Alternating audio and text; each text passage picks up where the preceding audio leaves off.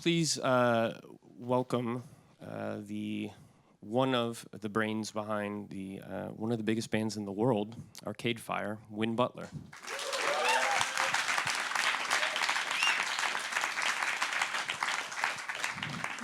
Welcome to Montreal. You guys are kind of taking over my city for a little bit, so you're very welcome. It's not my city, but you guys are more than welcome to be here. I have a little ticket. If anyone has any trouble with anything, you just give them the little pass, and you're good. Montreal Pass? Montreal Pass. I think a lot of people kind of identify you with Montreal, but I guess, do you identify now with being a Montrealer? You've been here for how many years? Well, I was born in Northern California. I grew up in Houston, and I moved to Montreal when I was 19 or 20. So I've been here for maybe 15 years now. So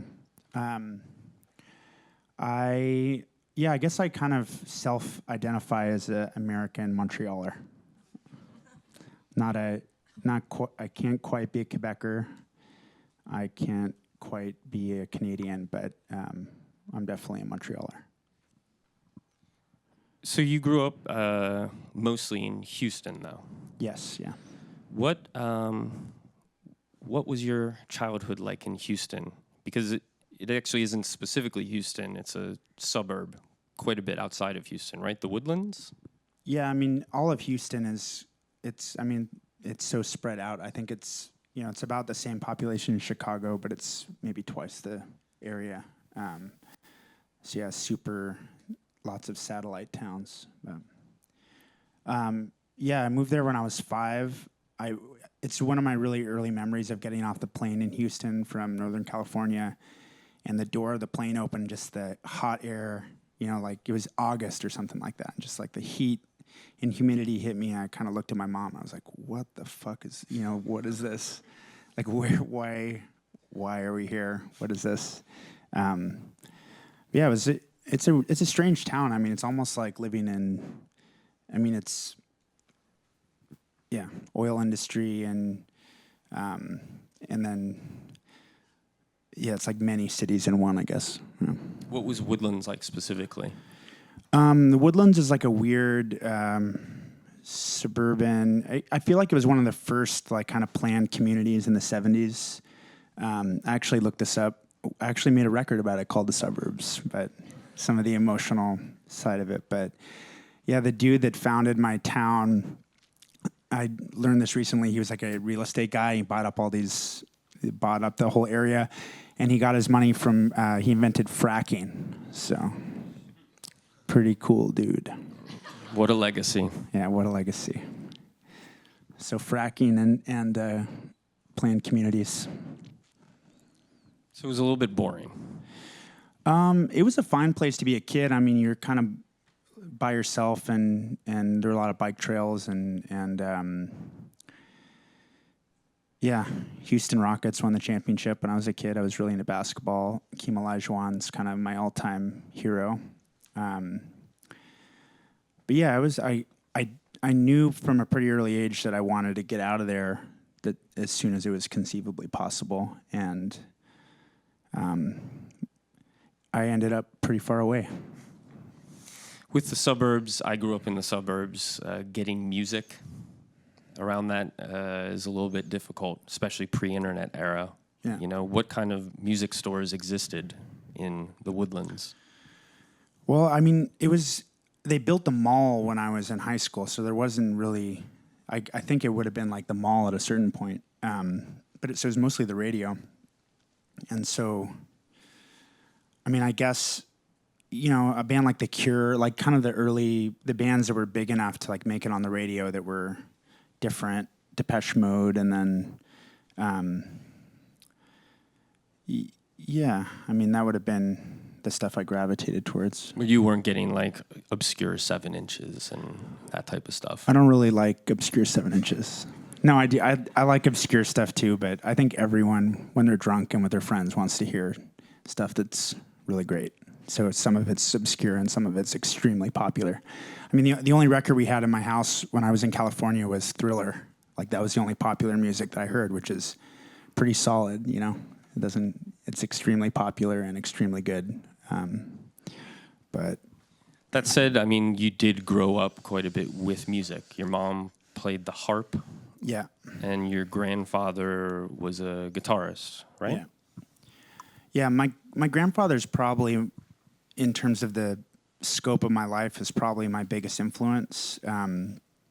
He played in big bands in the 30s. He played with, I have photos with him with Louis Armstrong, played with Duke Ellington, and he died when he was 96, and when he had a basement studio. We went into his studio after he passed, and he had a Pro Tools session open. He was recording himself with an octave pedal, doing bass lines, making a bass out of a guitar, recording his own music. He pretty much he invented the first prototype of the first electric guitar. He modified the pedal steel guitar, used like primitive version of the vocoder in the 30s.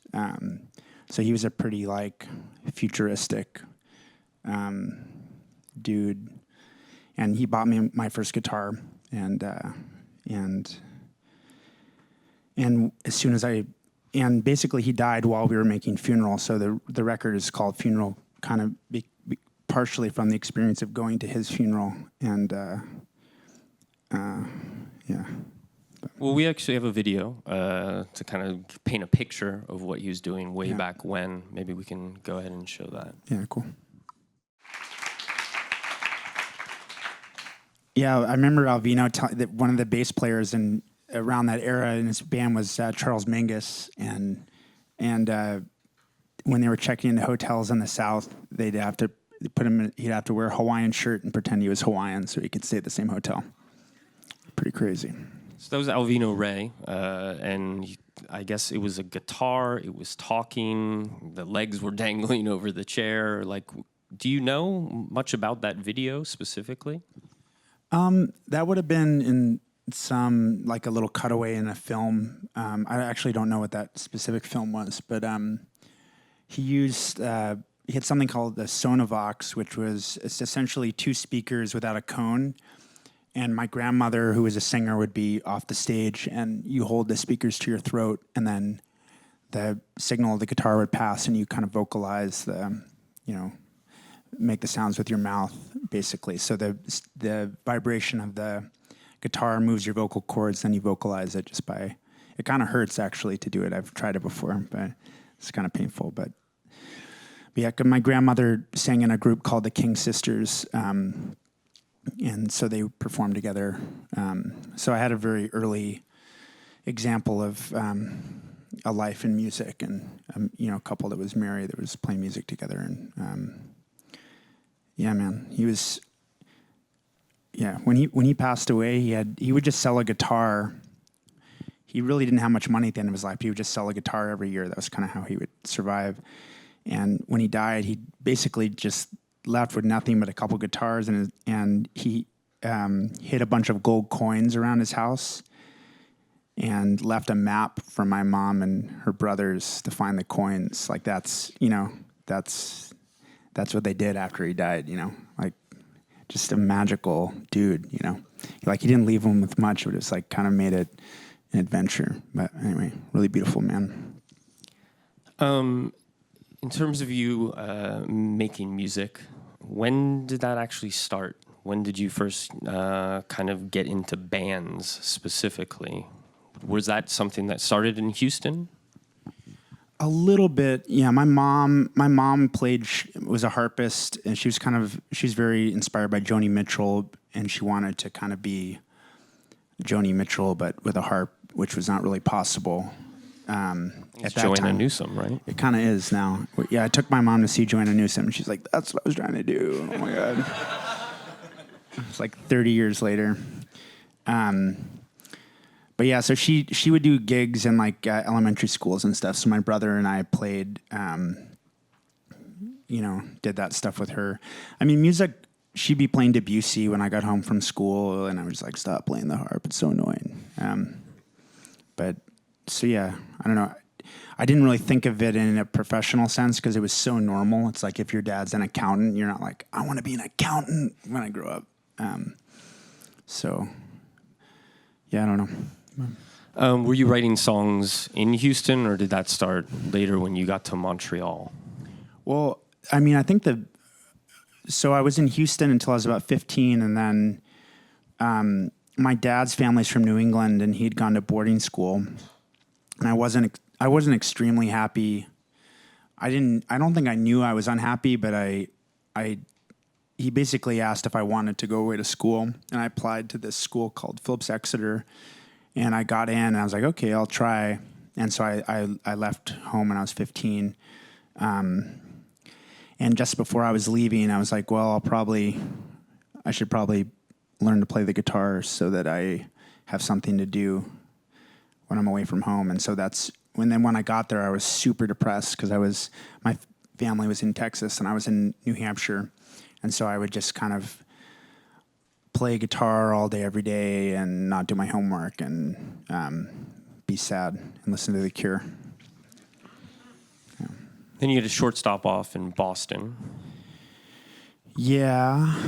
Well, I went to art school at Sarah Lawrence College for a year in New York in 99 or something. And then I was still just staying in my room and making 4-track recordings and not going to class. And thought that there was better uses of my parents' money than having me make 4-track recordings. Were you sharing them with anyone at this point? What's that? The 4-track recordings, were you sharing those with anyone? Not really. I just felt compelled to. I wasn't really trying to be in a band or anything. That was just kind of for my own sanity what I would do.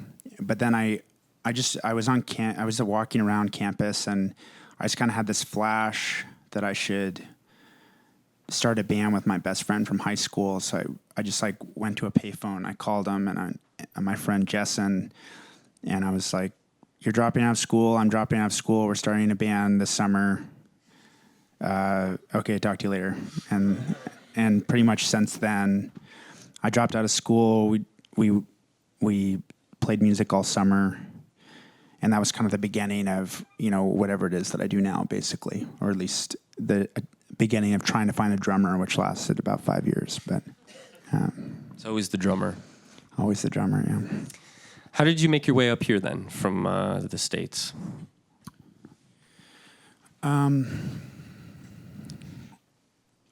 So my best friend that I started the band with, he brought his best friend. So it was like 3 of us writing all summer. We just got crappy summer jobs and kind of wrote all day, every day. And we were supposed to, he was living in Providence, and so we were going to follow him to Providence. And the day we were supposed to leave, he quit the band. And so it was me and his best friend that I didn't know very well at the time, my friend Josh. And we were kind of like stuck with each other. And we're like, well, I don't feel like we need to move to Providence now because literally the only reason we were going there is for Jessen. And so we were like, Boston, let's go to Boston, which was a horrible, dreary, expensive place to live. Shout out Boston. I mean, I'm sure it has many qualities, but I did not discover them in the year that I lived there. Yeah, it was so expensive to live there, and but the good thing is that it was so expensive to live. I mean, it was probably the same as New York at that point, but just much crappier.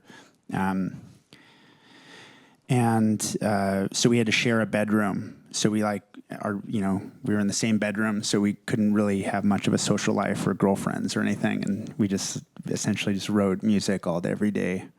That's kind of my 10,000 hour period, basically, was pretty much like 2 years of absolutely nothing but playing and recording all day, every day.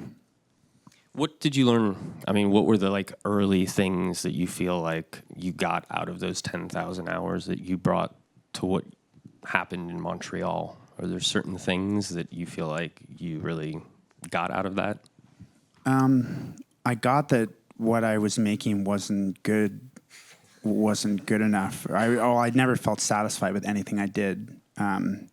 So essentially just working as hard as you can and throwing everything in the garbage over and over and over and over and over and over and over again. And just the complete frustration of trying to find people to play music with, and how flaky, how no one really took it seriously, and how, for me it was like life and death. And I feel like it's like you'd play with these drummers and it'd be like, I go to Berklee School of Music and cool, I play the drums, and you'd play with them, and it was just like, no, that's not it. That's so not it. What were you looking for? Just the real shit. It's just as simple as that. Yeah. I was just looking for what I heard in all the music that I loved, which is just the real shit. I don't know how to describe it, but I wasn't looking for like Berklee School of Music. I was not looking for that. When you moved to Montreal, you were going around looking for people to be in a band again. And I think you were going out and you saw Regine at a art gallery, was it the first time? Well, yeah. So my friend Josh had dropped out of Concordia to move to Boston with me. And so after a year of just complete non-success and nothing happening, he was like, okay, I have to go back to school. And so I followed him. I really didn't know anything about Montreal before I moved here. I didn't know anything about Canada. The U.S. education system is really light on Canadian history or Quebec history. Not mentioned. I took a lot of Texas history, and we would alternate between Texas and U.S. history. Learned no European history, nothing about Canada. So I really came in it moved here in the winter. You obviously did not read about Canadian history. Yeah. I mean, I knew it's cold. I lived in New Hampshire. But, I mean, when I got to Montreal, culturally, it kind of had everything that I thought New York was going to have. But Montreal actually had the stuff that I thought New York was going to have, which maybe it was in New York, but when I was there, I couldn't find it. I couldn't find it anywhere. I went to shows every night. And when I was in New York, all I found was like people not from New York being like, I want to be in a famous band. And I was like, your band's not going to be famous. I don't, it was just, I felt like I was at a never ending showcase of like industry showcase. And I was like, no, that's not what I'm looking for. And then when I got to Montreal, it was like this, all of our first shows were at weird modern dance shows, and there'd be a band playing or someone's loft, and we'd play records and dance afterwards, and rent was so incredibly cheap. And a faraway look in your eyes. Man, it's beautiful to think about it. The exchange rate was so strong and rent was so cheap. And there's this amazing confluence of French African and Haitian and European culture, and it kind of even just like going to Italian coffee shops and the Portuguese neighborhood and the kind of vibrancy of culture in Montreal I found so profound. And I still do. I mean, that's what I still really love about Montreal is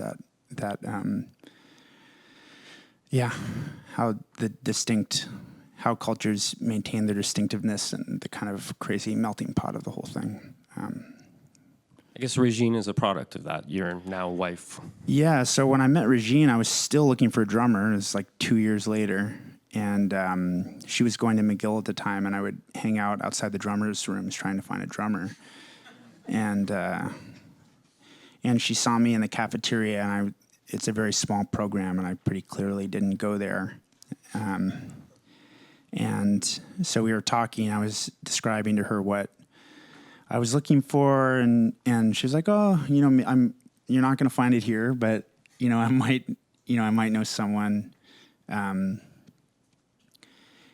so then a couple days later, just by complete chance, I saw her singing jazz at an art opening at Concordia, and she was just like the real deal, like a real singer. And so I kind of talked to her, and I was like, we have to play music together. And, Yeah. And so eventually we hung out, and pretty much the first time we hung out, we wrote the beginnings of a song called Headlights Look Like Diamonds. And maybe 2 or 3 other songs, basically in an hour and a half. And that was that. Why don't we take a listen to Headlights Look Like Diamonds really quick?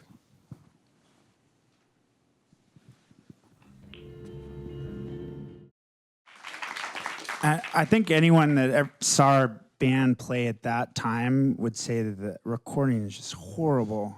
But live, that was kind of like our first hit song. Kind of like when we played the first time we played that at a show, it was crazy. Like it was really, for whatever reason, like that was the first time in Montreal, like we were playing and we played that song, and it was like something was happening. You know, it was like kind of, you could feel. Like even people that were kind of skeptical about our band were like, okay, you know, like, but at that time, like when we made the first EP, the recording and production process were like trying to like get to a sound, and I felt like it was never it, you know? It's like we would play live and it'd be amazing, and then you're just kind of stuck. You know, I had like an early 001 Digidesign kind of computer rig, and you'd record everything. It's like, oh, it sounds so good in the room. Why doesn't it sound?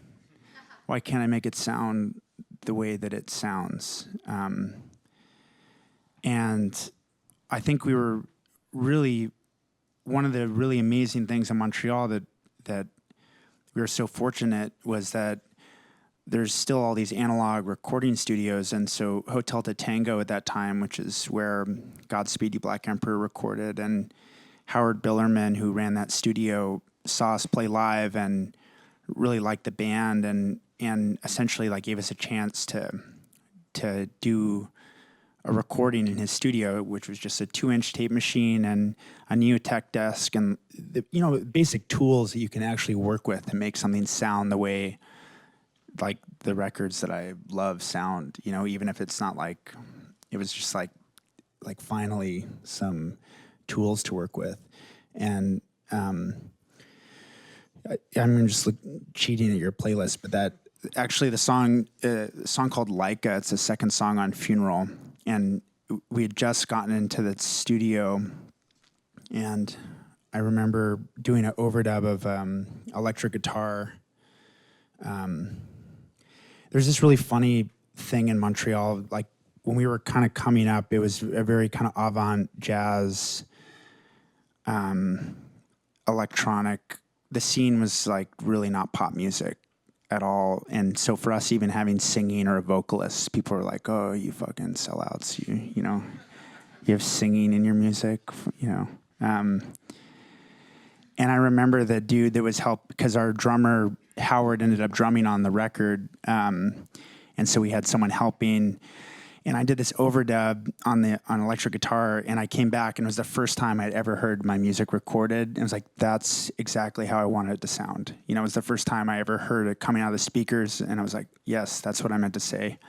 And the dude that was recording, helping hit play and record, was like, it was better before the overdub. You know, it was just like, it's like, no, it wasn't. It truly wasn't, you know. If it's like this kind of punk, like, yeah, you sell out. Can't believe you put an overdub on your music. But that's when it made me really aware that it really doesn't fucking matter what anyone thinks about, you know, any kind of political rules when it comes to music, because it's just really silly.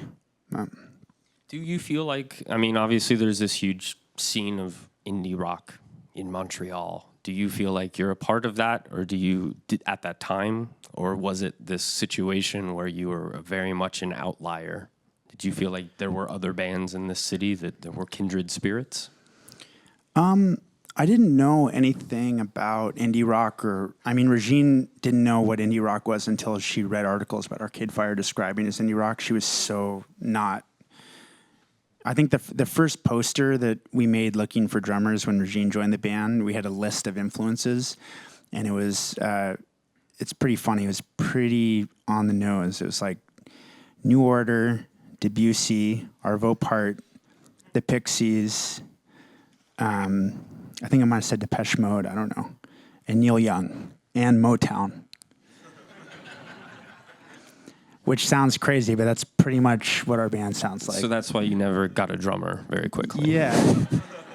It's like, no, trust us. It makes sense. I know it sounds broad, but yeah. Yeah, Pixies, Motown, Neil Young, New Order, Arvo Part, Debussy.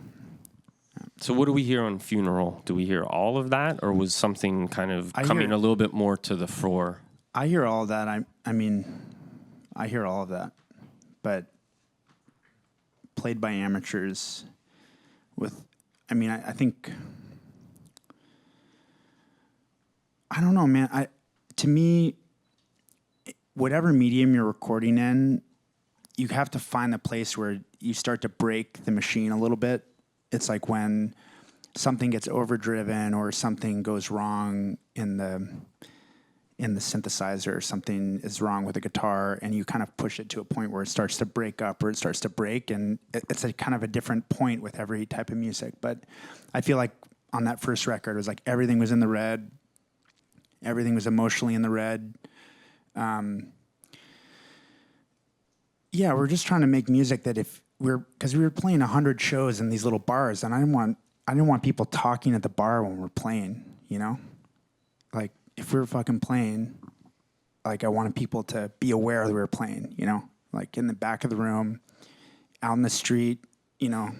So I just didn't want to, like, make background music. So I think that's part of, like, vocally, the first record is really just, like, I was essentially just breaking my voice all day, you know, taking my voice.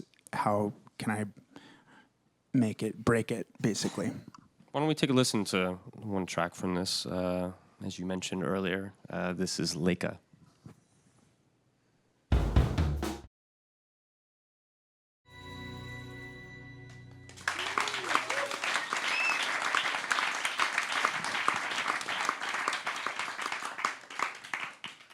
Yeah, for me, that was one of the first things we ever recorded that sounded the way it sounded in my head, pretty much. And it still does. Like, it doesn't, when I listen to Headlights, I'm like, oh.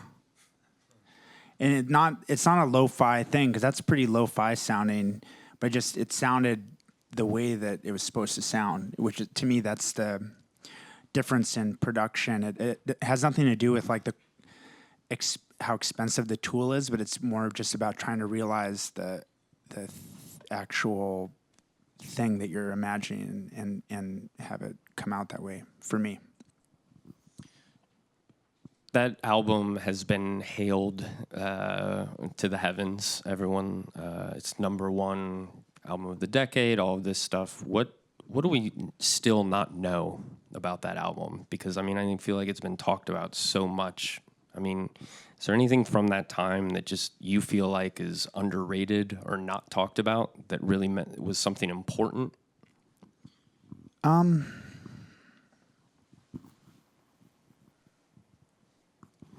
mean, I think that a piece of, I don't know, like the song Wake Up, the actual recording of that was the first session we went in to do essentially, we had enough money to do one session. And so we were going to do a split 7-inch of Power Out and Wake Up. Those were the two songs we had enough money and enough time to record in the session that we had. And we didn't have a drummer still at that point. So Regine essentially taught herself to play drums so that we could record, so we could do that session. She'd never played drums before until the week before that session, essentially. And so, yeah, so Wake Up, the drums on Wake Up are played by Arlen Thompson, who is in a band called Wolf Parade, that were, in my mind, like, Wolf Parade was always the Nirvana of Montreal. The first time I saw them play, I was like, oh my God, this band is going to be scary, huge. And yeah, they were the first of three, we were second of three, and there was some band that I don't remember that was playing, and I, like, walked out of the bathroom in Wolf Parade. It was like their first show they'd ever played. They'd moved from Vancouver Island, like, the week, a couple weeks before, and I like walked out of the bathroom. I was like, what is that? Because I don't know. I think that's a really underrated. Just being in the same physical space as other people and other bands that are doing stuff that's better than what you're doing is so important. Like if you're not around contemporaries that are making you feel like, yikes, I gotta go back to work, then and it's different hearing something online or hearing someone's record, like seeing a band or an artist the second they wrote the song that week and they're playing it the next day and you're there and you see it. That's a whole different can of worms from like listening to someone's recorded output, because you're seeing it kind of being made in real time. And so for me, like there's a band called the Unicorns that brought us on our first tour. That was an amazing live band. And so like Wolf Parade and a band called Hidden Cameras from Toronto, that like, wow. Like when I saw them play, I was just like, we have so much fucking work to do, because they were so much better than us.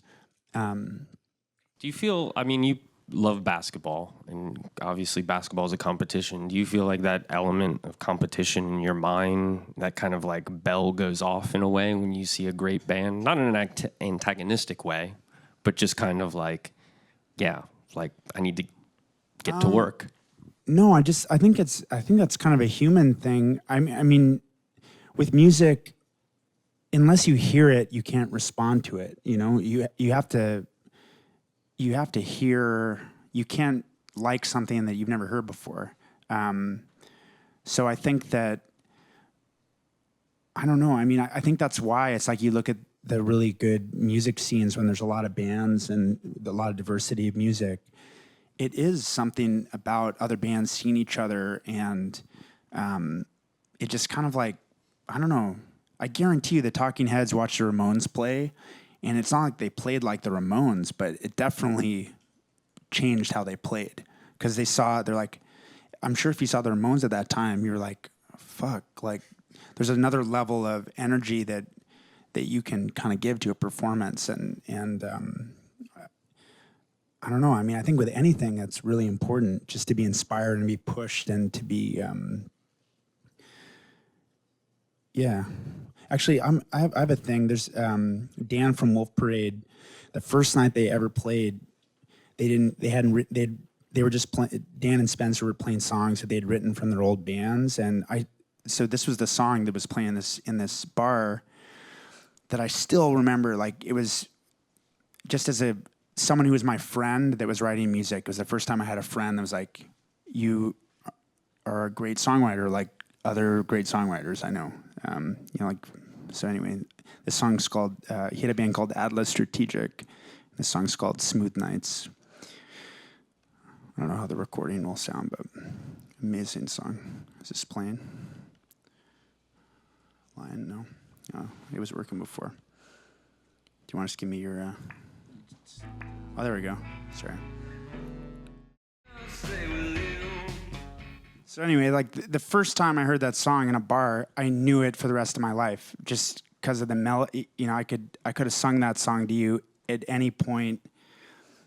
And around the same time, I saw the Magnetic Fields, like when I was in Boston, same like when they put out 69 Love Songs. I left that show, I could sing 10 Magnetic Field songs after hearing them once. So for me, that was it wasn't like indie rock to me. It was like the first time I had physical contact with people that I thought that were as good as songwriters as anyone. And so that's what was exciting to me, was that it was like, oh, these are people that write songs that are great that I know, as opposed to just listening to stuff that happened in England in the 80s, and you know what I mean. It's a very different scenario. You mentioned the Magnetic Fields, who record on Merge. Was that one of the reasons that you were drawn to sending your music to them? Yeah, and Howard Howard Billerman used to let Superchunk sleep on his couch when they would tour through Montreal. So that's how he knew them, was essentially they would crash at his place. And so that was the only label that any of us knew anyone at. But also, just they had, Airplane Over the Sea by Neutral Milk Hotel, which is just like a complete classic. People will be buying that record. It's like the first Violent Femmes record. Like, people will be buying that record every year forever. And not everyone, but I thought that Magnetic Fields and Neutral Milk were about as good as anything. Like, I didn't know any better songwriters than those guys. So that's kind of that. My dream was to be on Merge, basically. Like, that would have been our ideal label at that point. So tell me about what happened after it got released, Funeral. Like, was it immediate that you were like, oh, people are, wow, this reaction is way bigger than we imagined? Or was it something that was a little bit gradual? Well, basically, it was kind of just infinite frustration up until the point we recorded the first EP. We released it. That lineup of the band completely imploded, and it was like right when my brother had moved to Montreal, and we were writing Funeral. And this kind of amazing thing started to happen, because I never released any music before, but once it was in the world, everything got a little bit easier. It's just as soon as we actually had a record and people, we were able to play shows in Toronto. We were able to play shows, just everything that had seemed like so unattainable. And I used to just drive by the Casa del Popolo and be like, why can't we play there? Why? Like, we couldn't even play Casa del Popolo because it's a venue in Montreal. Yeah, it's a small venue, punk venue, owned by one of the guys in Godspeed. And like, to me, that was unattainable. It's like we couldn't even play there. But then as soon as we actually had a recording, we could. And so there was this kind of like very slow snowball that started to happen as soon as that went into the world, that it was very incremental at first, but like there'd be 100 people at a show, then there'd be 200 people at a show. And then this was even before Funeral came out. We got to Toronto to play a show, and there's a line around the block for a club show. And I was like, oh shit, this is crazy. And then we went home to play Montreal at Sala Rosa, which is another smaller but beautiful classic venue in Montreal. And there was a line up in Montreal. And I was like, okay, for me, that's still the craziest thing of my entire life, was seeing people lined up in front of the Sala Rosa for our show. And so anything after that point has been... It's all gravy. Yeah, it's all that feeling. It's just that feeling. And everything else is just that, pretty much. So that was the biggest shock. So then I don't know, the Unicorns let us open for them. And so we toured the U.S. and we played a lot of, we'd play like in D.C. at like the Black Cat or whatever. And this is still before Funeral. We had a 7-inch of Tunnels, the first track on Funeral, and the EP. And I remember playing in Washington, D.C., opening for the first of 3. I think it was the Unicorns, us, and then Chromeo, and then the Unicorns. And there were 300 people there, and we sold 250 copies of the EP as the first band of 3, which was fucking crazy. It was totally crazy. But that was before, there was no press, that was nothing. It was just, we played and 250 people were like, I would like to buy your CD. So tell me about your live show at that point, because I think that's, you're obviously winning over, I'm not a math major, but that's a lot of a percentage of that audience to what you were doing. Well, it was just the perfect band to be playing with, and we were, like, anyone who was into the Unicorns was going to be into our band, and we were a 6-piece, and everyone's like playing like they're going to die the next day if they don't hit the note as hard as they humanly can for 45 minutes. You were going out into the audience though by this point, and like kind of. I always did that. I mean, because we would play loft shows acoustically with just mic for the vocals, and so I would always play in the audience because otherwise everyone's just talking the whole time. So yeah, I mean that seemed like the most straightforward way to make people not talk is just to be in the audience because you feel like an asshole if you're talking and the singer's right next to you. It's a good tip.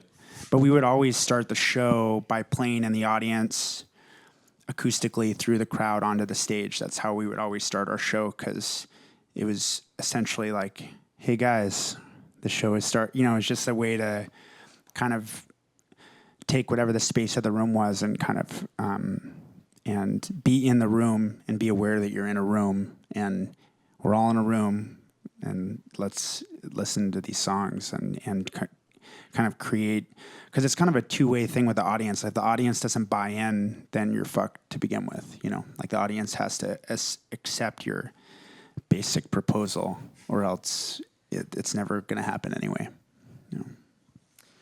So going into the second album, what was your thought process? Were you worried? Were you nervous? Were you totally feeling free?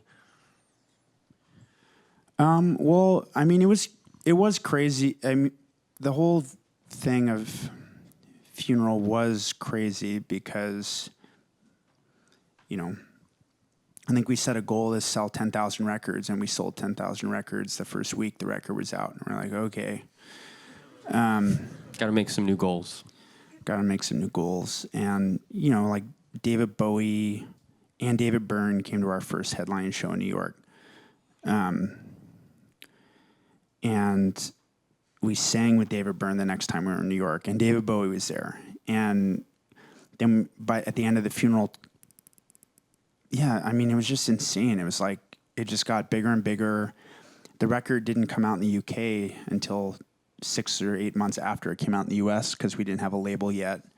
So then we did the whole fucking thing again in the UK, and it was just as crazy. And so it was like maybe 2 years, you know, of just like nonstop, you know. I was super sick all the time. We were playing 7 shows in 8 days and matinee, you know. We'd play 3 shows in San Francisco, 2 shows at the Troubadour in LA, matinee and evening, and then go play the radio station at like 8 in the morning the next day, you know. It was crazy. Like I was dying, you know. I was like super ill. My voice back, if you listen to recordings from that, it's like no voice. So yeah, I mean, in the end of that, we performed with David Bowie. He covered our song. We sang with him. We opened for U2 in Montreal. That's just at the end of the Funeral tour, you know. It's like when we opened for U2 at the arena in Montreal, and they had been using Wake Up as their walk-on music for the whole tour. And so when we played Where the Streets Have No Name as our walk-on music, which was like the best. It was like still the best move of all time because like everyone's like came running from the bathrooms because they thought U2 was playing.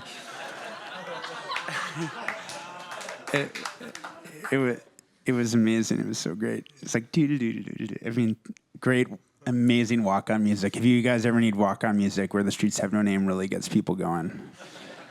Yeah. So that was like the end of that. And I don't know. I mean, I think we just had so much smoke blown up our ass, and we just wanted nothing to do with anyone, didn't want to talk to anyone, didn't want to see anyone, didn't want to talk about anything. And so we bought a church, like a small church in east of Montreal, a town called Farnham. And churches are very cheap in Farnham if you guys are looking to. It's very cheap real estate. So yeah, we just set up a studio, and our kind of instinct was like a kind of very protective instinct of just like forget the world, pretend like it's not there, kind of create this environment where we're just in our own weird little bubble and make a record. That was kind of our thought process. Why don't we take a listen to a track off of that record, No Cars Go.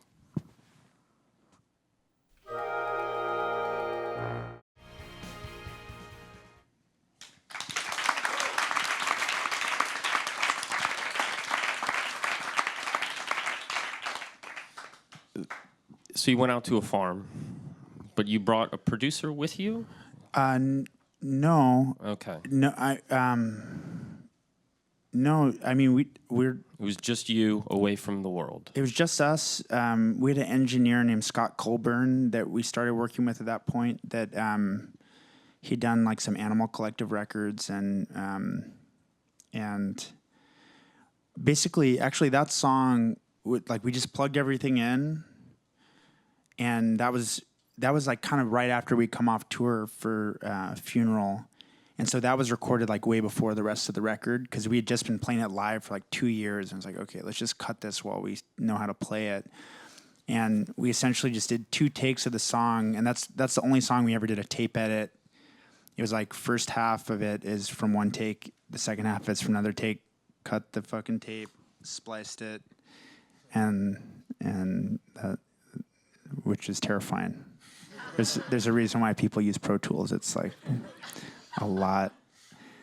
But I think it's, yeah. My friend made a comment the other day. I was reading Kid Koala was saying that when people from the future listen to music from now, they're going to say, wow, that people really liked editing. People must have really been into editing back then. This is so much fun. I feel like all I do is edit now. It's like I'm a full-time editor. That song had been kicking around for a long time. You'd recorded that even on your first EP. Yeah.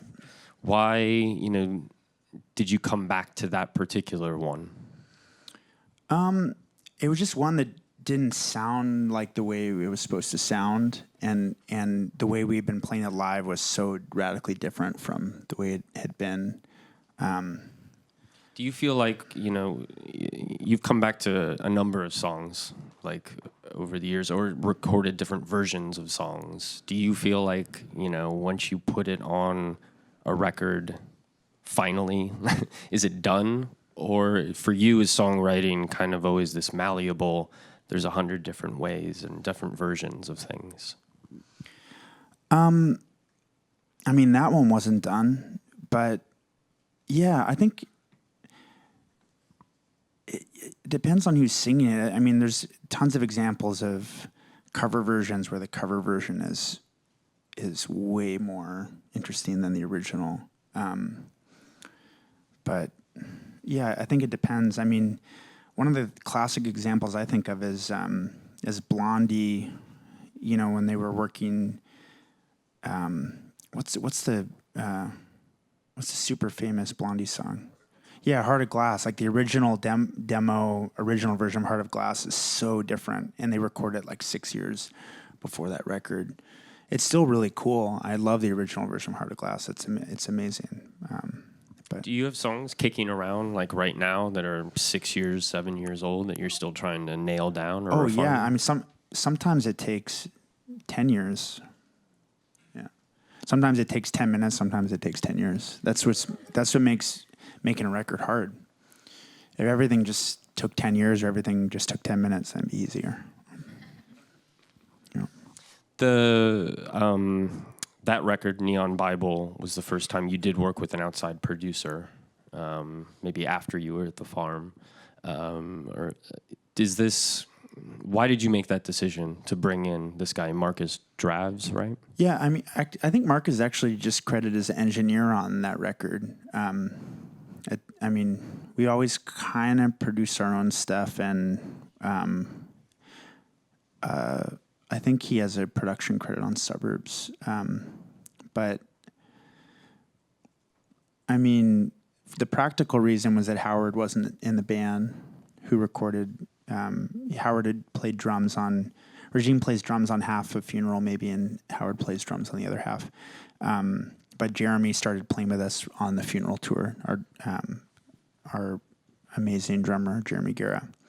And so, yeah, that was we just decided to work in our own studio so we didn't have to be like counting hours and thinking about paying a studio all the time. What was the idea behind Neon Bible in terms of the sound and where you wanted to take what you had done on the first album? I never wanted to be in a band that sounded one way. I don't think you can necessarily tell I don't think you should be able to tell what a band sounds like just from one record. The way I always think about it is I feel like if our band was called we could be called the Neon Bibles or the Suburbs or the Reflektors, and it's almost like you're starting a new band every time. And it should be able to kind of stand on its own aesthetically. So yeah, that's one.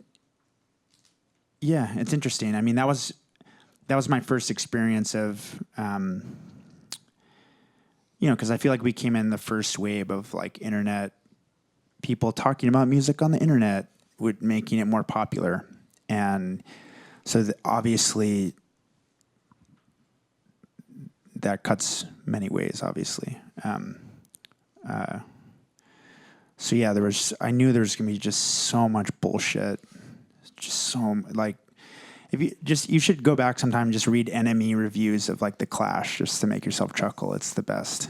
They're like the White Album, like the New York Times talking about the White Album, just like there's so much fucking wrong bullshit that people say about music, and you don't really know if anything's good for 10 or 20 years anyway. So it's like all you can really do is get lost in your own world and try and make something that's interesting to you. I think. So that was my first experience of consciously don't listen to anyone says about anything ever. Just don't worry about it. Do you still sometimes accidentally read the reviews or hear these things and it sends you into a tailspin, or have you completely blocked it out by now? No. I've never read a review that was well written enough that it hurt me that bad. I can't actually remember any review I've ever read of anything, to be honest. I don't have a lot of like, oh man, I remember where I was when I read the review of OK Computer when the first the magazine was still hot, and I read what Uncut thought about OK Computer. I still get shivers thinking about it. It's crazy. It was so descriptive. Like, I hadn't heard the music yet, but I could just imagine how transcendent it was. Wow. Incredible. And then the Mojo review was so powerful as well. The enemy always has it right, so. Why don't we take a listen to a song from the next album and talk a little bit about it afterwards. This is Ready to Start.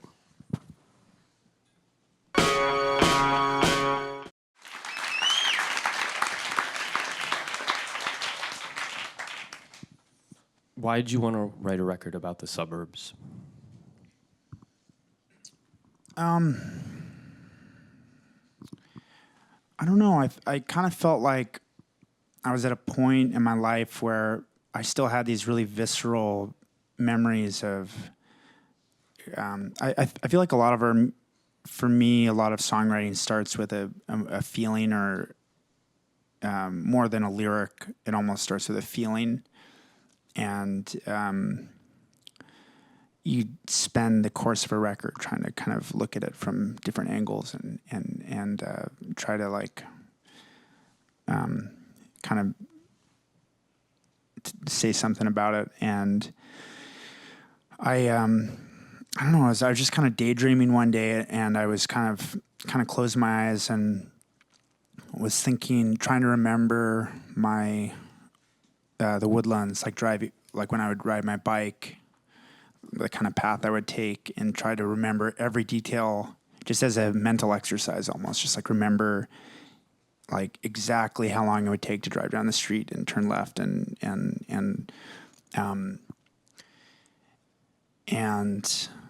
yeah, just, I don't know. It was a very,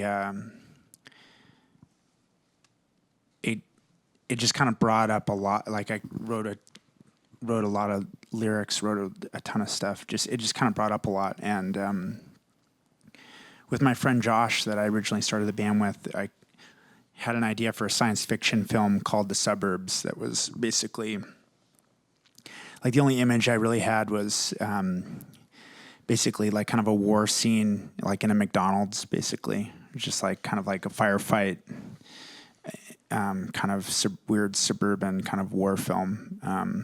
And so that was kind of where the title was kind of from, this imaginary movie. And that was kind of and then it was like, I mean, even Headlights Look Like Diamonds, there's lyrics about the suburbs, like every record. I feel like it's been a kind of recurring theme.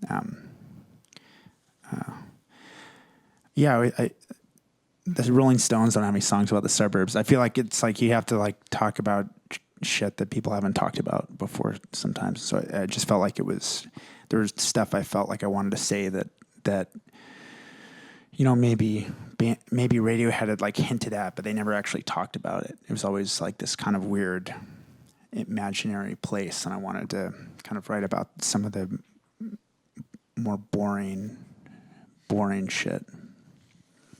And did you go off for that album in the same way that you went off for the album before? Did you try to close yourself off from everyone?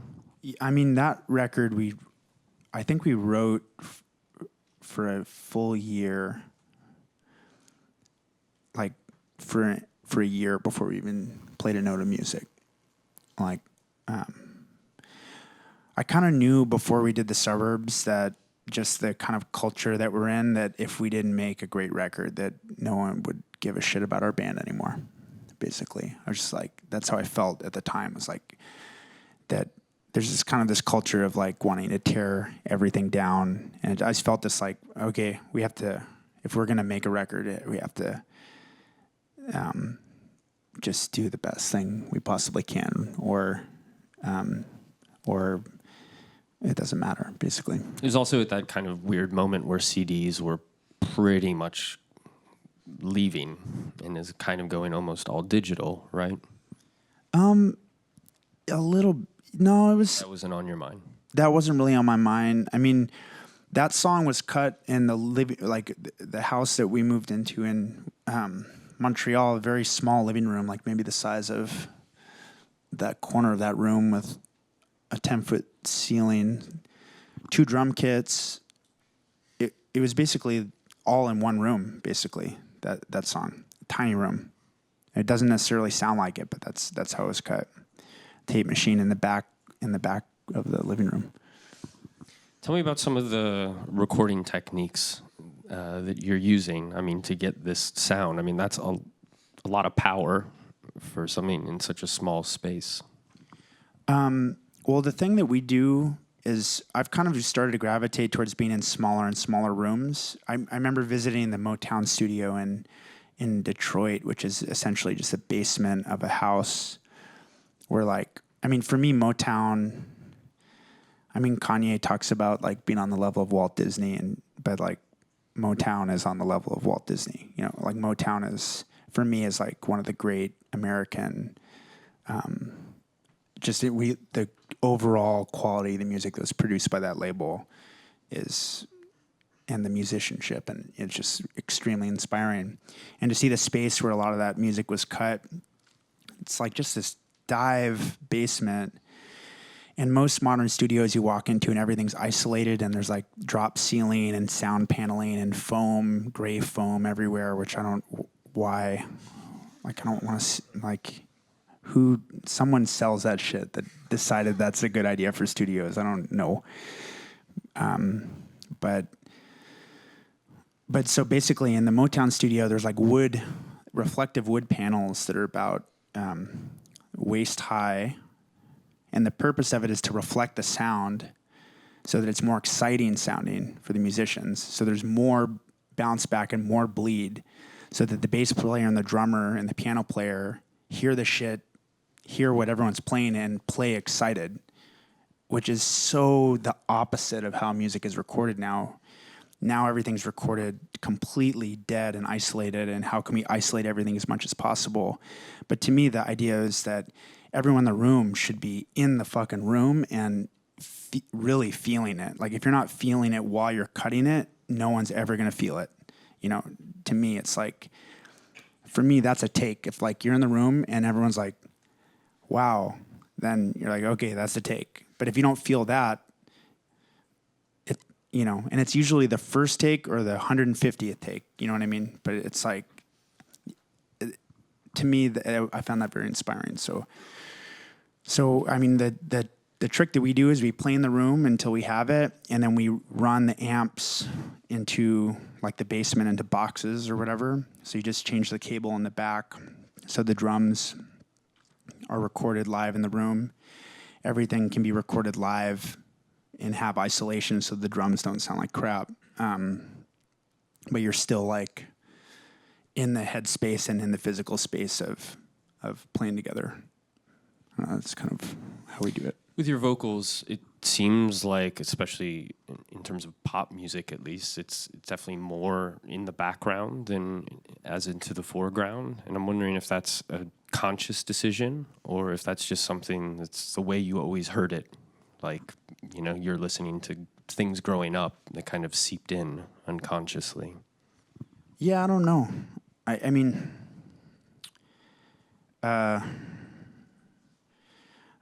I think that's just part of the deal of having a big band. Yeah, it's not really a conscious thing. I mean, I think it's important to try and go places that you can't quite go yet. You know, to try and I don't know. I would find it really boring to be in an Arcade Fire cover band. I find it excruciating. So I'd rather fail at something more interesting. I guess that's a nice segue to the next album, which is kind of, you know, yet another turn and yet another situation where you're trying to like move the band in a different direction, to have a new sound in a way. Obviously, the whole thing is coherent, but the Reflektor, the album after that, is very dance music indebted.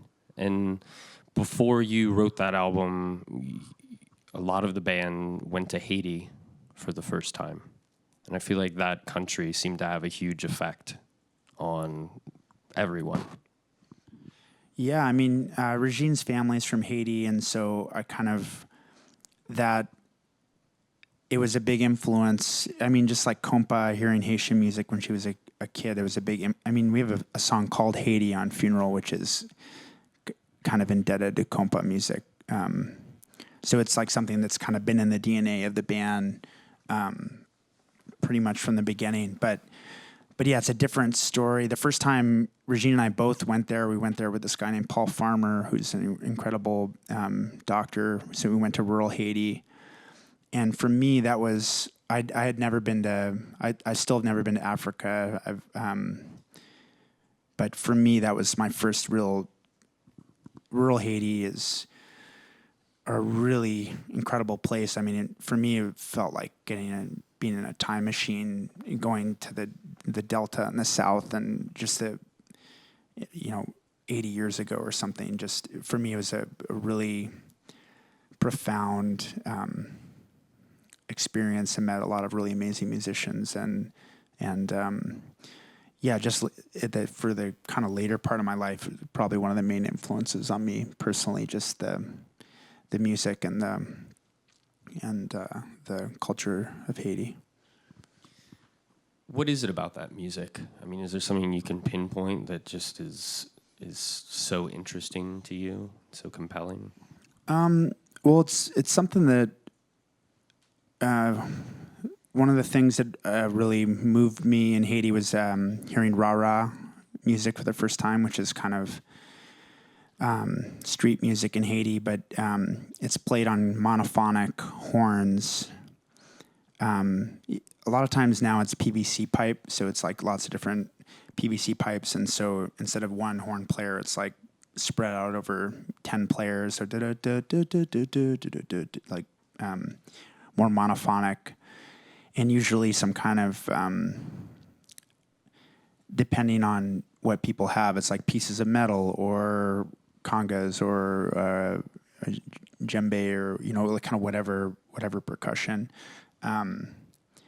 So yeah, I could play some of that if you guys want. This is a group that I saw the first time I went to Haiti.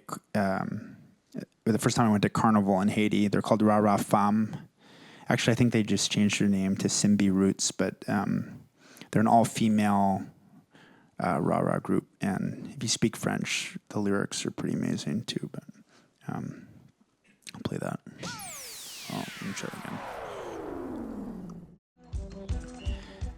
Yeah, they should be here actually, because I've been trying to help the woman who started that band. It's so hard to do shit in Haiti. It's really, really difficult, because this is all ripped from YouTube essentially, because it's just so difficult. She's been ripped off so many times. Anyone who's ever recorded her music has kind of stolen the masters, or, it's like just the actual logistics of trying to, even if you're a great band in Haiti, it's just like there's a whole extra level. And so I've been trying to get her master tapes to be able to kind of make a compilation of all their stuff, to be able to put it out. And it's been like 2 years, and it still hasn't been possible, even with a lot of effort. It's like there's so many extra hurdles beyond just, and they're like, they kind of imagine like 20 women kind of dressed like Salt and Pepper, but crazy, like full body paint,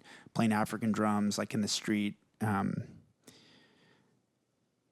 You're like, what the fuck is this band? It's like puts most bands you see just to absolute shame. You just like if they played after like a showcase at like South by Southwest, the previous band would be like, fuck, we should quit, because it's like 20 people, everyone's dancing, everyone's singing, everyone plays percussion. It's like, you just be like, okay, we're not actually a band.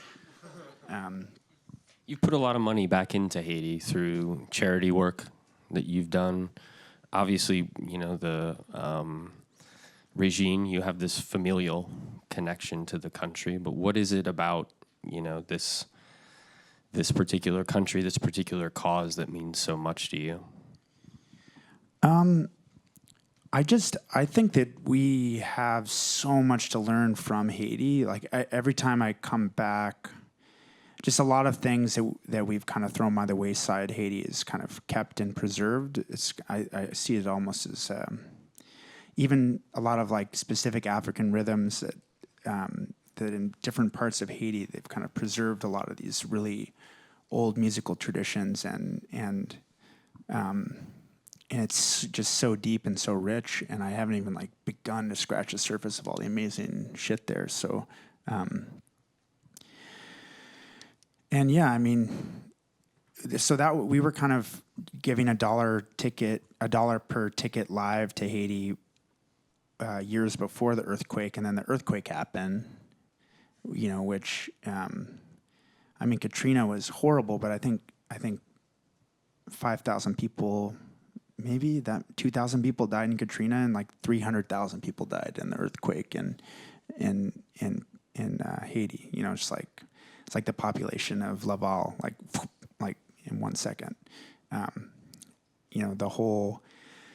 The whole nursing hospital collapsed with all the nursing students in the entire country. So there's like no nurses because all the nurses died. It's kind of a level of for a place that was already like the poorest in the hemisphere.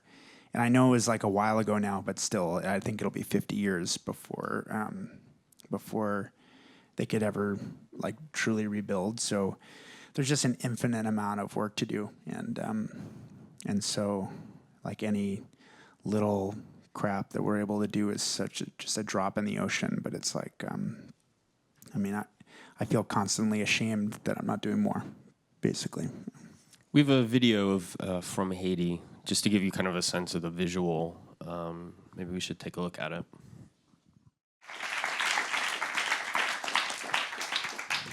So that was you performing a song off the Reflektor, Here Comes the Nighttime. It was live at the Artists Institute.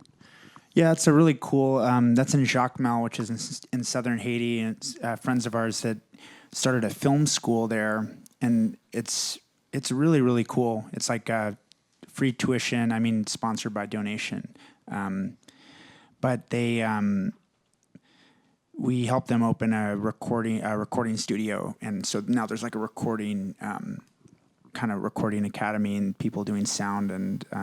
Not too dissimilar from what's going on upstairs, to be honest.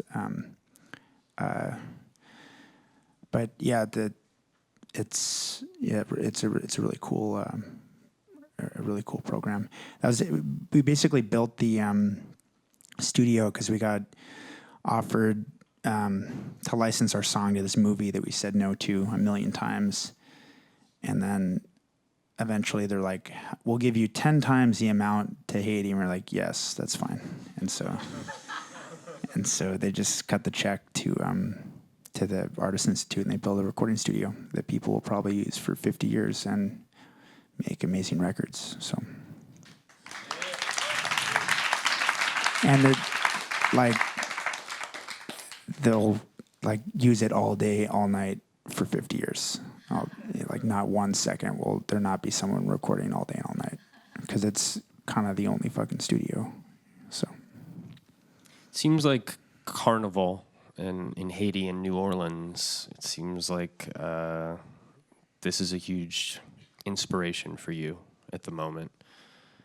Well, Regine and I bought a place in New Orleans about 2 years ago, so we kind of split time between Montreal and New Orleans. Kind of best of North America plan. But yeah, New Orleans, actually when we were writing the suburbs, we did a road trip from Houston to New Orleans as because I wanted to show Regine my hometown and everything. And the first time we drove through Lafayette on the way to New Orleans, and we stopped and went to like a crazy Zydeco bar, and it's like this exact hybrid of Haitian, French Canadian, so Regine's like Haitian descent, grew up in Montreal, and it's like black kids in cowboy hats playing accordion and speaking in like Creole, and she's like, what is going on? It's like this, this exact hybrid of her kind of upbringing. And I grew up in Houston, so for us, it's like it's a place we both feel very at home, but kind of for different reasons. But yeah, it's a really, really vibrant, like music just runs that town in a way that is very inspiring. Like music is the mayor. I mean, crazy stuff happening. I mean, the other day in New Orleans right now, there was a protest, Black Lives Matter protest to try and get rid of these monuments, like Confederate soldier monuments that are all over the city. And they were like, eventually, like, we're going to tear down this monument if you don't take it down by this date. And so a bunch of protesters went with ropes, and the New Orleans Police Department roped it off, and David Duke was there doing like a counter protest, and that was like yesterday. It's crazy. So, yeah, fuck Donald Trump.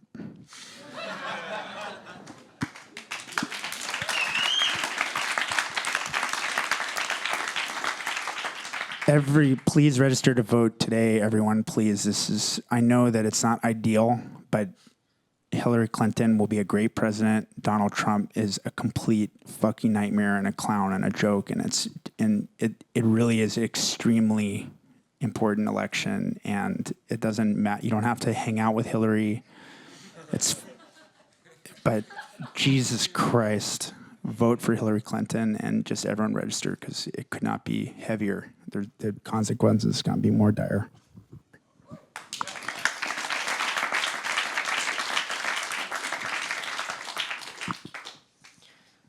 Tell me a little bit more about New Orleans and music and your connection to that. Well, when I first started visiting there, I met this guy, Ben Jaffe, that his parents started the Preservation Hall, which is in the French Quarter. And it's kind of it's a pretty inspiring story. I mean, it's kind of like when people complain about cultural appropriation and gentrification, which is an extremely important thing to be aware of and to talk about. But it's like a Jewish couple from Cleveland that moved to New Orleans in the 50s, and they're like, oh, it's really weird that there's no venues that black musicians are allowed to play in the French Quarter. We should have a place where black musicians are allowed to play and that is racially blind and people can come watch. And so they did it, and it's still there, and it's really inspiring. And it's basically like the really old guard of all the old jazz guys and all this incredibly rich musicianship, and all passed through the Preservation Hall. And so he's like one of my best friends in New Orleans, and so yeah, I mean, you can get as deep. There's particularly during Carnival in New Orleans. It's if you close your eyes, you're in Haiti. I mean, it's so there's so much deep music stuff going on. It's really incredible. But yeah, I find it a very extremely. I mean, it's I was kind of joking about Haiti with Whole Foods, but it really is kind of the only city in America for me. It's like. I didn't think I would ever live in the States again after moving to Canada, because I believe in healthcare and childhood education and all these, and I don't think gun control should be even something we should be arguing about this day and age. So I feel less insane being in Montreal, but New Orleans is just so deep, incredible. And you feel less insane living in New Orleans when you're there. Everything feels normal there. I mean, and crazy at the same time. Only New Orleans is real. The rest is done with mirrors. Yeah. Yeah. Why don't we take a look at that video of New Orleans? Oh yeah. So this is kind of a good example. David Bowie.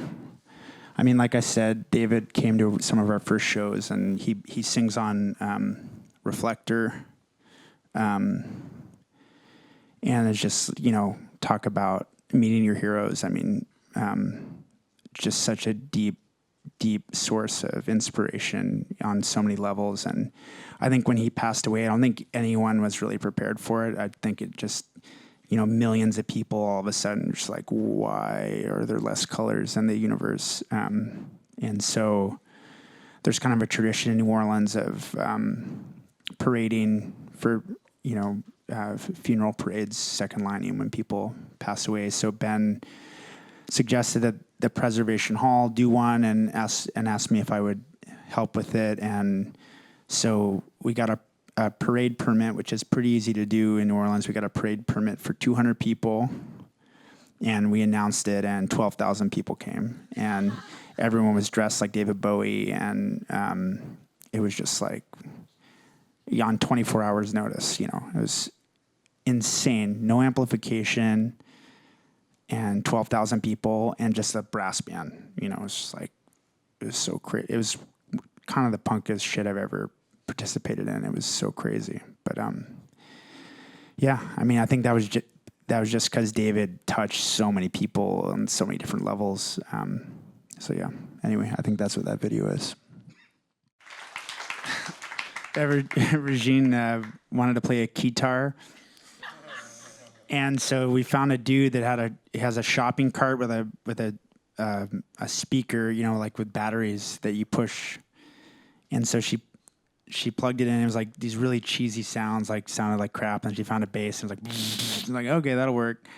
And then we tried to push it out into there's 12,000 people in the street, and we pushed it out, and it's like we're not even, we're trying to like push through the people, and she's trying to play this guitar, and like the cable keeps getting pulled out, and I was like, forget the guitar, it's not happening, there's no way. And then it was just like, it was like, oh shit, never mind, like play the fucking guitar. It was so cool. It's like, it was so crazy. But yeah. Before we open up to questions, it's been a while since the last album. I'm wondering if you guys are recording, if you guys are ready to release something, if you have a direction in mind. Is, New Orleans an inspiration? Are there other inspirations that are feeding into what you're doing right now? We released a record like a year ago. We just called it something else, and no one liked it, so it kind of disappeared. So we broke up. So you're no longer together? No. Boy, that's a bummer. Maybe next Coachella.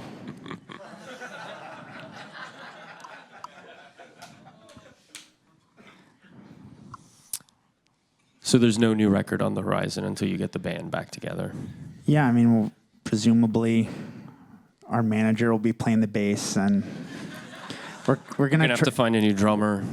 I've always been really inspired by the Clash, and I really want to make our Cut the Crap, you know. That joke, no one knows what Cut the Crap is. I love that.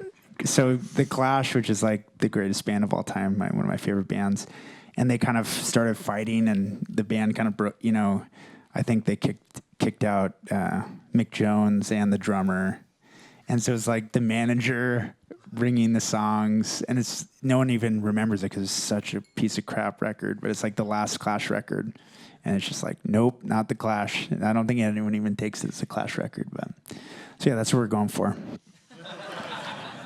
Cut the Crap 2. It's not as funny. We have to describe what you're talking about, man.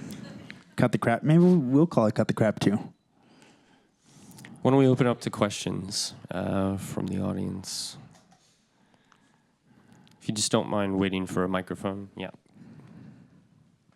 Hi. How's it going? Could you tell us maybe a little bit about your creative process of scoring Spike Jonze' movie Her with Owen Pallett, and how you approach this movie? Totally. So yeah, Spike has been a friend for many years. Like we met him touring. I think when he was doing Where the Wild Things Are, he was playing Funeral a lot for that was kind of the unofficial soundtrack of the film for his actors and stuff like that. So we met him back then, and we did a film together, like a short film for the Suburbs, and yeah, it was when we were writing Reflektor still, and he had been writing Her for a long time, and we were talking about the music, and you know, I was like suggesting directions it could go, and I was just like, we should just do the soundtrack. It'd be so much easier. And it was like, I don't think it even occurred to him, even though it was extremely obvious. You know, it's just like, so that, I mean, it was intense because we were doing it. I mean, Reflektor is a double record, and we did the Her soundtrack at the same time, like in the middle of doing the Reflektor record, and yeah. Was Regine pregnant? Regine was at the same pregnant. time? Yeah. And we were mixing a double record and trying to record a film soundtrack at the same. I don't recommend it. It was so stressful. And so yeah, my brother really kind of took the reins for the whole end process for a lot of it. And but it was a really cool. It's interesting with film because it's Spike's film. You know, everything's so delineated ego-wise in film world. It's like the director. Everyone does whatever the fucking director says. You know, there's no like, but I'm the cinematographer. We should do. It's like, no, director. So it's funny, like someone who has no music language, like trying to direct a band, like make it more like this, and you're like, it means nothing to me. What were some of the directions that he was giving you? It was like, more yellow. Yeah, I wish I could remember. It was like way more vague than that. More yellow I could work with. I'd be like, okay, coming right up, more yellow. Was it also hard to write in terms of like timing? I mean, did you have to like shorten songs or get, things in a way that you hadn't been used to in that sense? Well, I mean, some of the major pieces, like the kind of sex scene in the film, is kind of roughly based around a song called Porno, melodically that's on Reflektor. And there's the end credit song. There's a song, like an unreleased Arcade Fire song called Dimensions that was like kind of like the jumping off point, at least for the chords. So I think a couple of the key scenes. The song on a beach was like a thing that Regine wrote. It was very collaborative. In a way, it was a great pressure release because a record is so just about the songs, and a soundtrack is so just about the picture. You know, it's like it doesn't.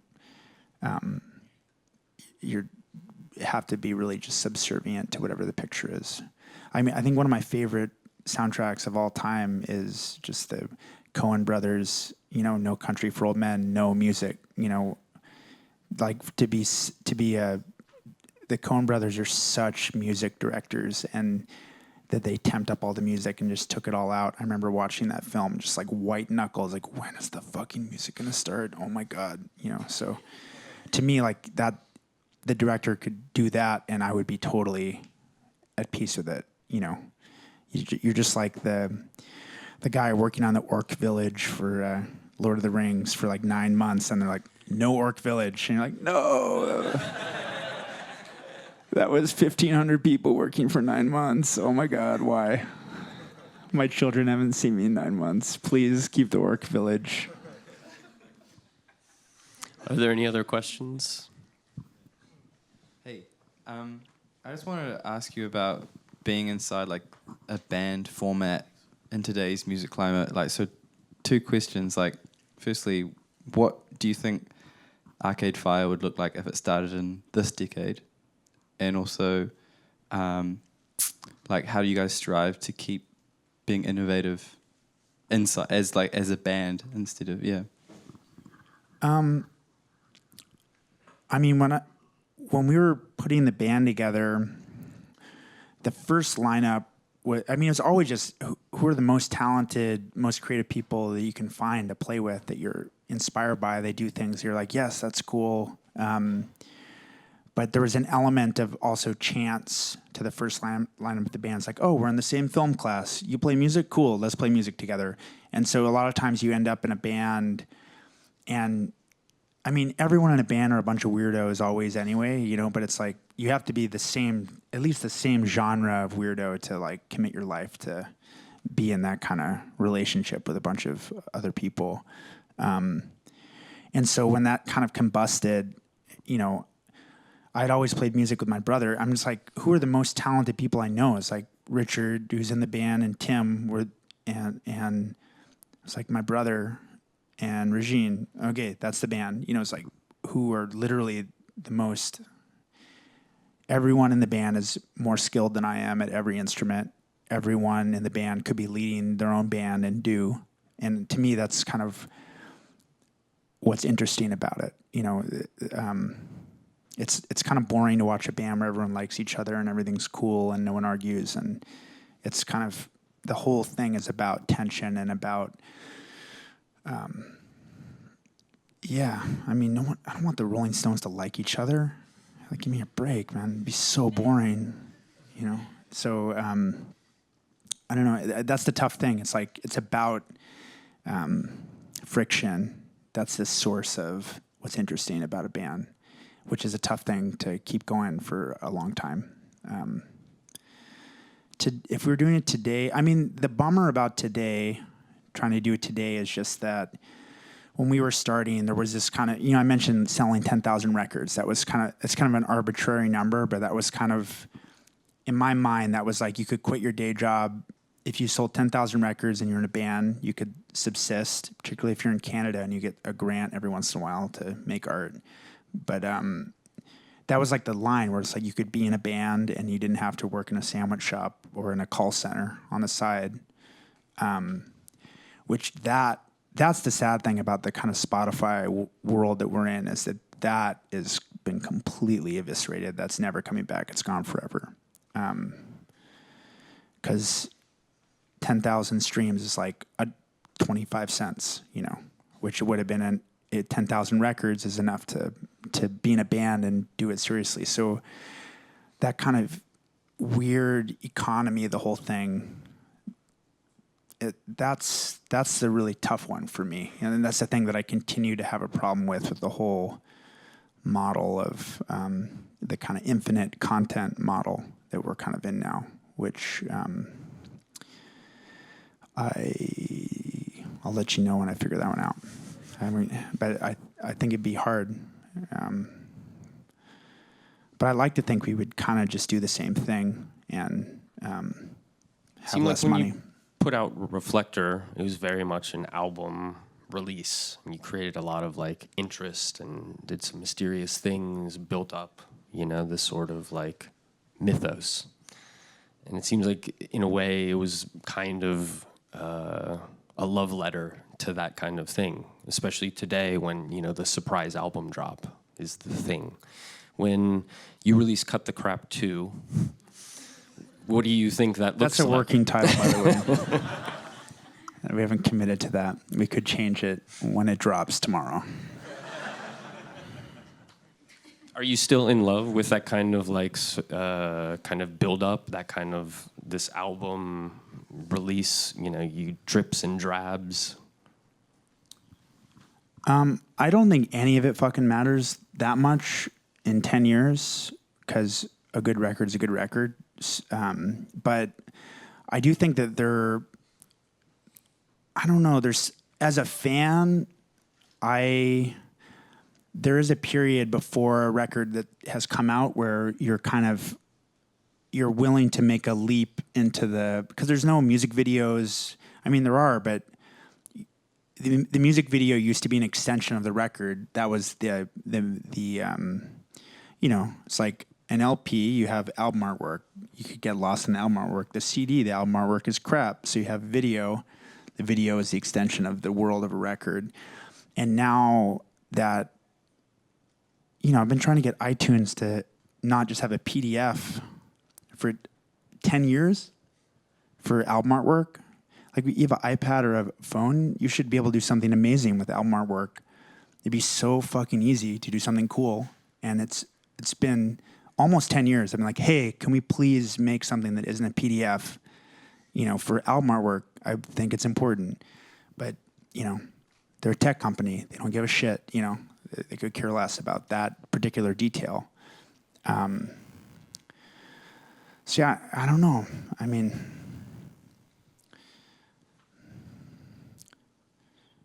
yeah, I don't know. There, question over here. So going back to Reflektor, how did James Murphy come into the picture, and what was that dynamic like? Yeah, James.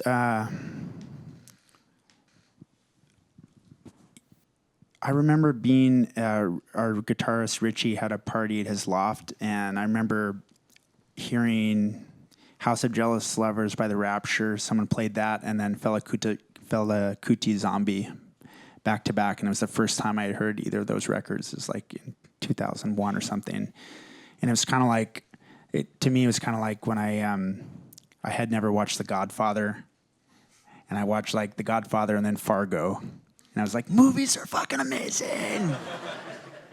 Like, oh my God, cinema, yeah. It's like, no, those are outliers, But so I had this really, that was my first awareness of James as a producer, and just hearing that track, and I was like, this came from today? Wow.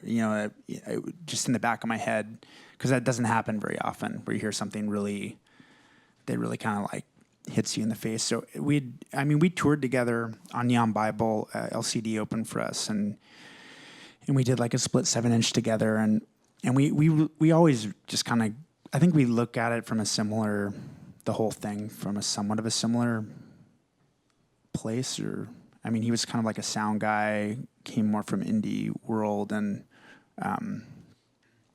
so yeah, he came to visit us before we were making Neon Bible. We were actually talking about working on Neon Bible together, but he was still in LCD, and it just never, it never kind of worked out. And that was like the one moment where he was free, we were working on a record, and this kind of stars aligned. And yeah, so it kind of been in the works for a while. What did he bring to Reflektor? A lot. I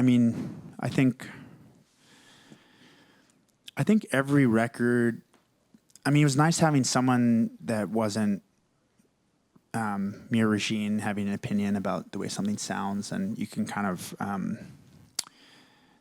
I think James is really, one of his greatest talent. I mean, he's like essentially a engineer at heart. You know, like loves like setting up all the mics for his monitors, and he's like very technical. And so I think that just on a, you know, like drum miking and, you know, to be able to kind of,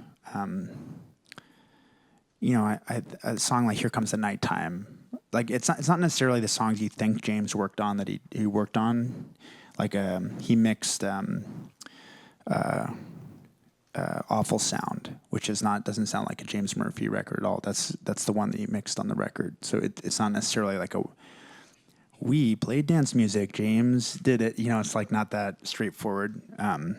But no, I mean, any opportunity to hang out with James and work on music. I mean, I just think he's somewhat of a kindred spirit, and yeah, I'm excited to hear whatever he does next, to be honest. Up there. Thank you. Good evening. Sorry, I have a sore throat, so I don't know if my voice sounds okay over there. Sounds amazing. Okay, thank you. So regarding the United States and the elections and all that, I'm not a big Star Wars fan, but I know what the Death Star is, and I kind of think the function of the United States, not just in recent years, but since before I was born, has had a very destructive tendency. And with that being said, I don't think it matters who you put in the cockpit, so to speak, because the purpose of the Death Star is to obliterate things.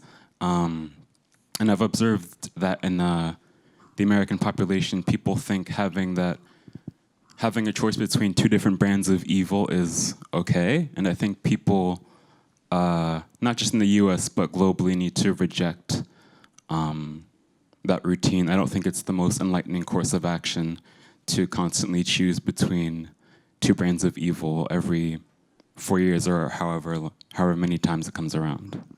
Yeah, I mean, I definitely share that perspective, but I think there's a lot of inmates in private prisons in Louisiana that would probably feel much differently about the outcome of the election. And there's a lot of kids that will not have access to healthcare and to education, and there's like millions and millions and millions of people whose lives the practical day-to-day of their lives will be extremely shaped by,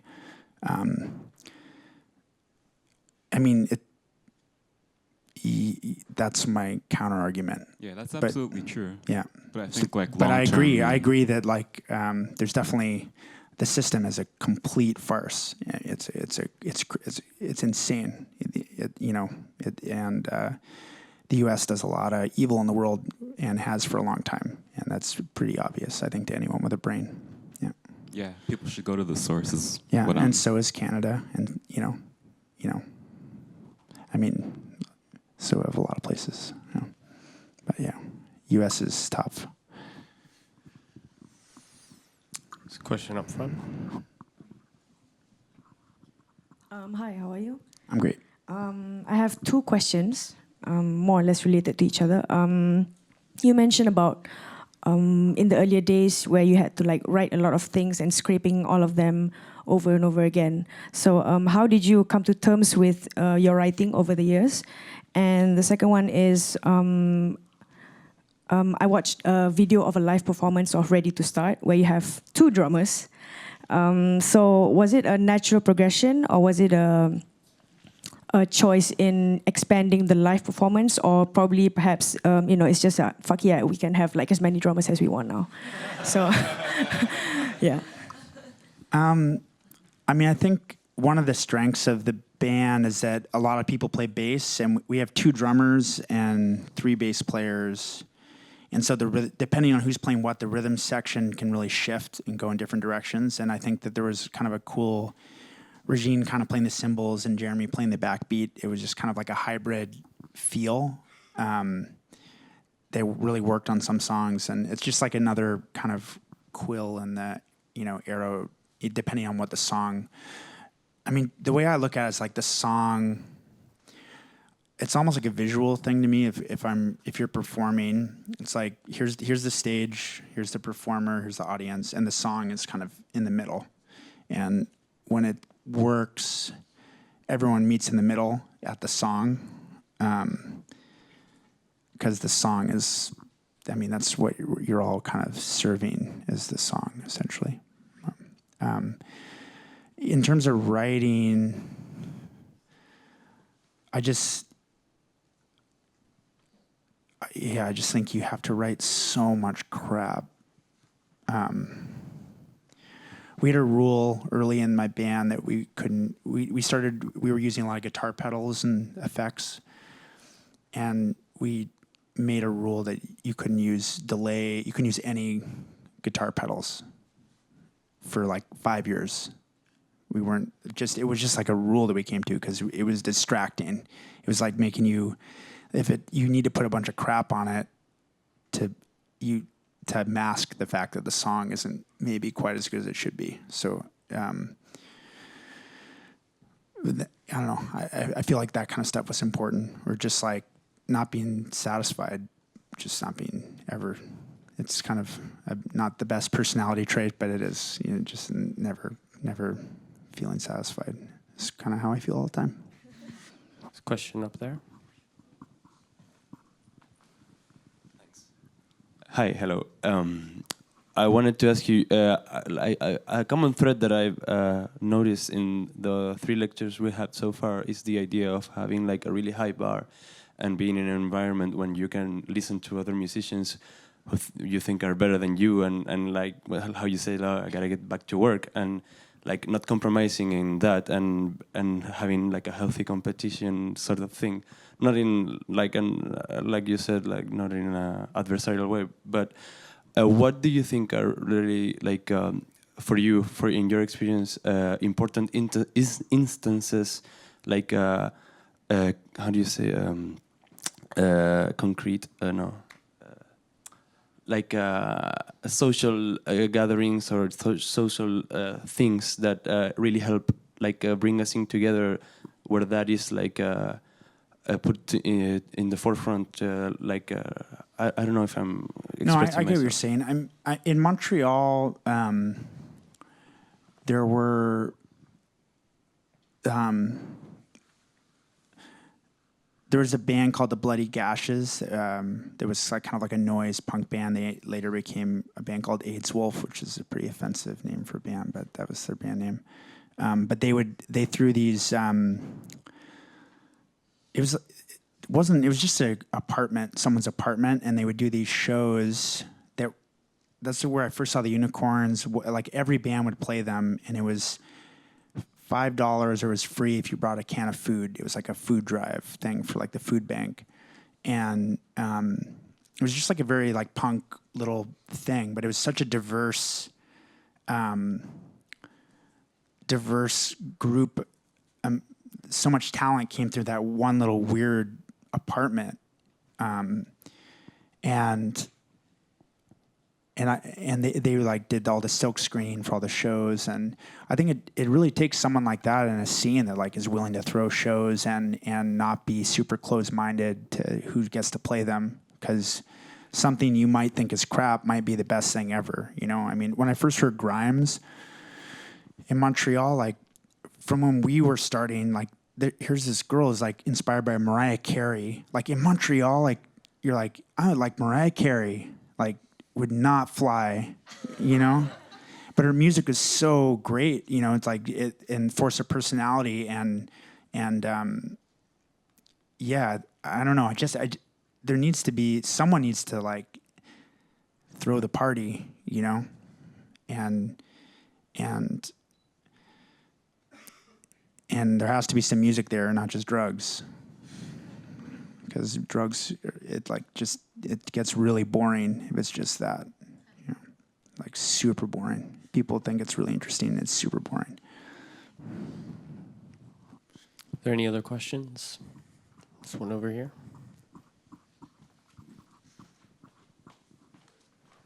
Hi. It's gone. Just probably a nerd question. I don't know. Nerd question. Yes. Talking about Reflektor, I don't know. it has been recorded also on tape, and which tape you recorded? Recorder, sorry. If it was. Yeah, it was recorded on tape. The song Reflektor, we worked on. It was one of the first things we started with James, and we worked on it for about 6 months. And it was good, but it wasn't that good. I probably have a rough mix of it somewhere. It was like okay, and we were kind of not breaking through on it, and so we decided we threw a party.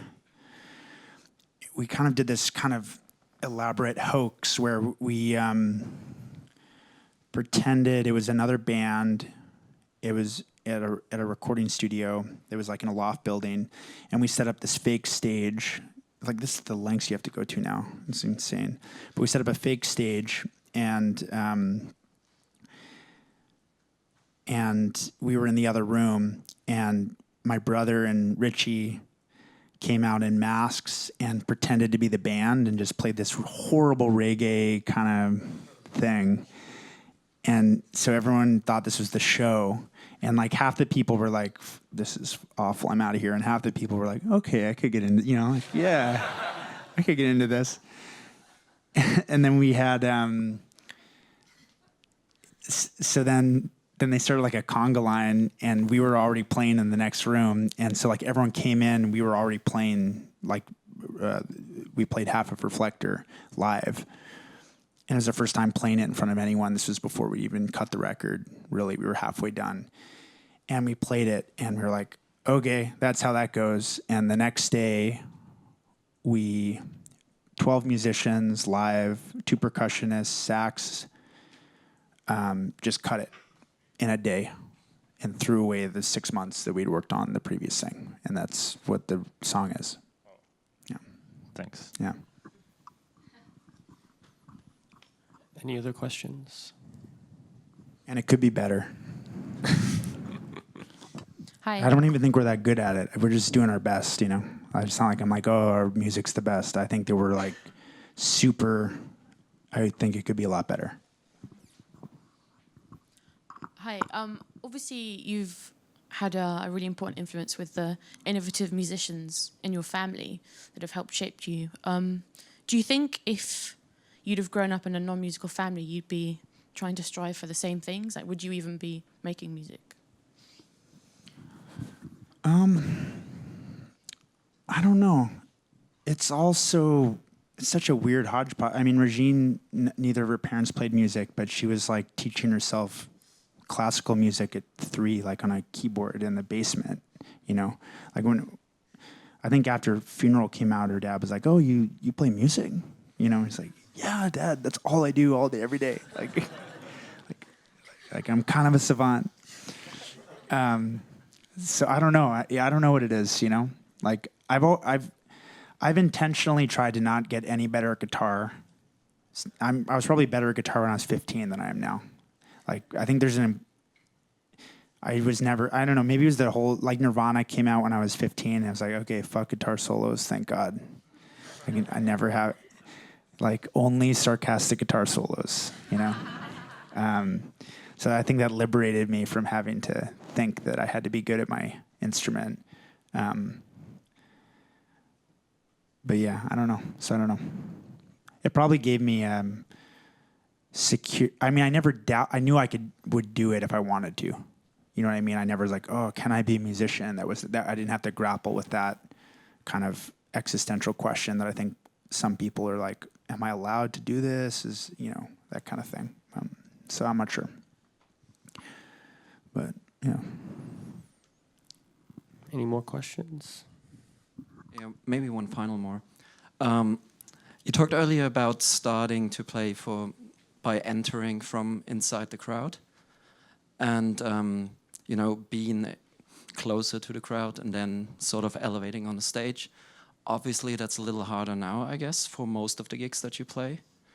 There was another band in the Bay Area called Metallica who sort of had a similar approach a little while ago. How do you keep... What's that? Metallica what? Yeah, and, well, how do you keep checking yourself as your career goes along to prevent from becoming some kind of monster? Just lots of therapy, you know. Lots of. I think the group therapy really helps keep us grounded. I don't know. I mean, someone's always going to think what you do is crap. I mean, I don't know. I think that if you're an artist, you're just gonna do it. You're just gonna do it, especially if it's crap, you know.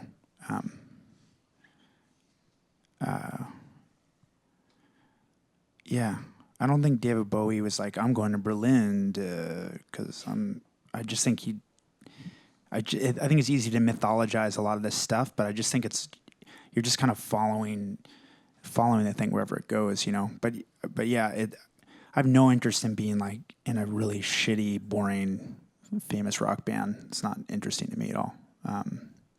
So I honestly don't think we could take it. I think we would probably break up if we made a really shitty record. I think we would just completely self-combust because I just think, you know, if we made a truly crap record, I just think we'd be like, okay, bye, we're done. But it's hard to say. But yeah, because people still want to hear old people play old songs, so that'll probably always be the case. How do you keep? I mean, is it still fun to play all of these old songs? You know, the songs that you've written 10, 15 years ago? Yeah, I mean, I think there was a moment. It can feel. I mean, we were really, really lucky to never have a hit of any kind and in any imagination of what a hit could be. So I think there's like an energy. I've been to shows if someone has a song that's on the radio and everyone's just waiting for them to play that song. And then they play the song and like, okay, and I'm out of here.